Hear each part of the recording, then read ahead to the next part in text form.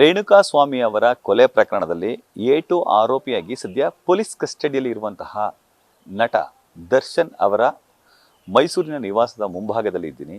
ಸದ್ಯ ಮನೆಯಲ್ಲಿ ಅವರ ತಾಯಿ ಮೀನಾ ತೂಗುದೀಪ ಅವರು ಇದ್ದಾರೆ. ಆದರೆ ಅವರು ಕಳೆದ ಒಂದು ವಾರದಿಂದ ಅನಾರೋಗ್ಯದಿಂದ ಬಳಲ್ತಿದ್ದು ಯಾರ ಜೊತೆಯೂ ಕೂಡ ಮಾತಾಡಲಿಕ್ಕೆ ಮುಂದೆ ಬರ್ತಿಲ್ಲ. ಅದರಲ್ಲೂ ನಿನ್ನೆ ನಟ ದರ್ಶನ್ ಅವರು ಬಂಧನಕ್ಕೆ ಒಳಗಾದ ನಂತರ ರೂಮನ್ನು ಸೇರಿದವರು ಹೊರಗೆ ಬಂದಿಲ್ಲ. ಸದ್ಯ ನೀವು ಅವರ ನಿವಾಸದ ಎದುರಿನ ದೃಶ್ಯವನ್ನು ನೋಡ್ಬೋದು. ಇದು ನಟ ಚಾಲೆಂಜಿಂಗ್ ಸ್ಟಾರ್ ದರ್ಶನ್ ಹುಟ್ಟಿ ಆಡಿ ಬೆಳೆದ ಮನೆ. ಚಿತ್ರರಂಗಕ್ಕೆ ಪಾದಾರ್ಪಣೆ ಮಾಡುವ ಮುನ್ನ ಇದೇ ಮನೆಯಲ್ಲಿ ಅವರು ವಾಸ ಇದ್ದರು. ಮೈಸೂರಿನಿಂದಲೇ ಅವರು ಬೆಂಗಳೂರಿಗೂ ಕೂಡ ಅಪ್ ಆ್ಯಂಡ್ ಡೌನ್ ಮಾಡುವಂತಹ ಕೆಲಸ ಕೂಡ ಆರಂಭದ ದಿನಗಳಲ್ಲಿ ಮಾಡ್ತಿದ್ರು. ದಿವ್ಯಾ, ದರ್ಶನ್ ಹಾಗೂ ದಿನಕರ್ ಮೂವರು ಕೂಡ ಈ ಮನೆಯಲ್ಲೇ ಹುಟ್ಟಿ ಬೆಳೆದಿದ್ರು.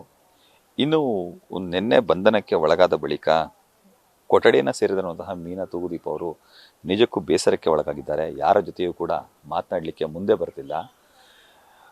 ಇತ್ತೀಚಿನ ದಿನಗಳಲ್ಲಿ ನಟ ದರ್ಶನ್ ಅವರು ಮೈಸೂರಿಗೆ ಬಂದರೂ ಕೂಡ ಅವರ ಈ ನಿವಾಸಕ್ಕೆ ಬರೋದು ತೀರಾ ಕಡಿಮೆ ಆಗಿತ್ತು. ಕಾರಣ ಅವರು ನರಸೀಪುರ ರಸ್ತೆಯಲ್ಲಿರುವ ವಿನಶ್ ಫಾರ್ಮ್ ಹೌಸ್ಗೆ ಹೋಗ್ತಿದ್ರು. ಅದನ್ನು ಹೊರತುಪಡಿಸಿದರೆ ಖಾಸಗಿ ಹೋಟೆಲ್ನಲ್ಲಿ, ಅಂದರೆ ನಿನ್ನೆ ಬಂಧನಕ್ಕೆ ಒಳಗಾಗಿರುವಂತಹ ಖಾಸಗಿ ಹೋಟೆಲ್ ರೆಡಿಷನ್ ಬ್ಲೂನಲ್ಲಿ ವಾಸ್ತವ್ಯವನ್ನು ಹೂಡುವಂಥ ಕೆಲಸಕ್ಕೆ ಮುಂದಾಗ್ತಿದ್ರು.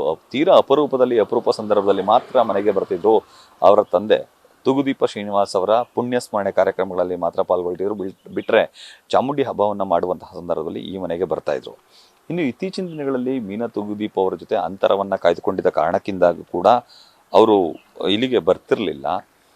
ಇನ್ನು ವಿಶೇಷ ಅಂತಂದರೆ ಈ ಮನೆ ಮೂಪ ಕೃಪಾ ಅಂತೇಳಿ, ಮೂಪ ಕೃಪಾ ಅಂತಂದರೆ ಮುತ್ತುರಾಜ್ ಹಾಗೂ ಪಾರ್ವತಮ್ಮ ಕೃಪಾ ಅಂತೇಳಿ.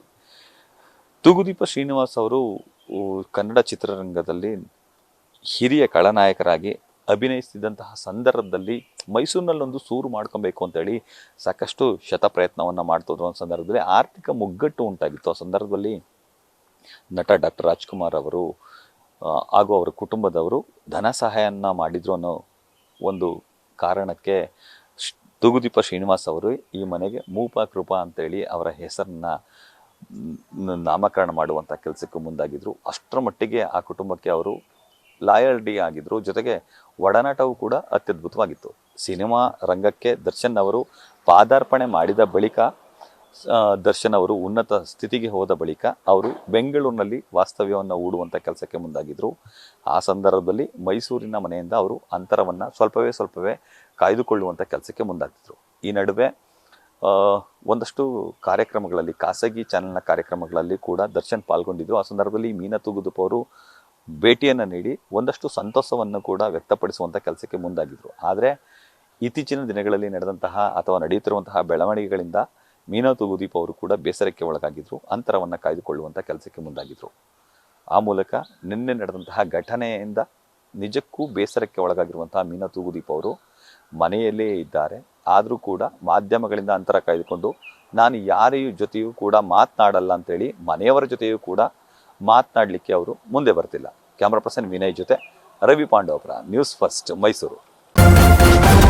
ನ್ಯೂಸ್ ಫಸ್ಟ್ ನಿರ್ಭೀತಿಯಿಂದ ನಿಮ್ಮ ಪರವಾಗಿ.